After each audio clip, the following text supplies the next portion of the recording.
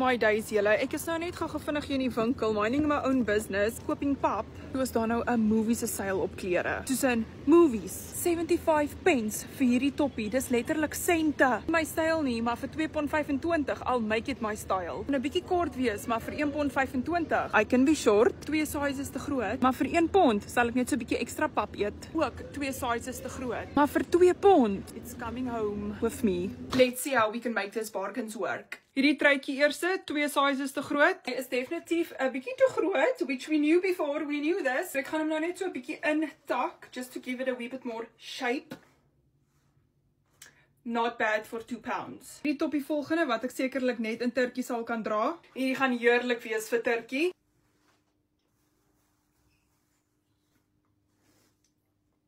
Not bad for a few pennies. Next up, hierdie ouetjie. Hierdie like actually verskriklik nice. Shall we pair it with a beltjie? Hierdie like actually very nice. My word, ek hou eintlik nogals regtig baie van hierdie toppie. I'm loving the color. Die rokkie affære next. I'm not liking this one.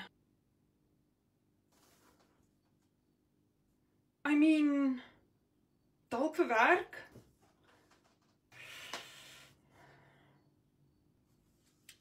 Sal dit dalk gebruik om die kar te shame. My uitfigure is hierdie 'n rokkie of 'n toppie nie. Dis 'n toppie, because surely not. Much better. Dit is basically maar net 'n turtleneck. Perfek vir ons Skotse somers.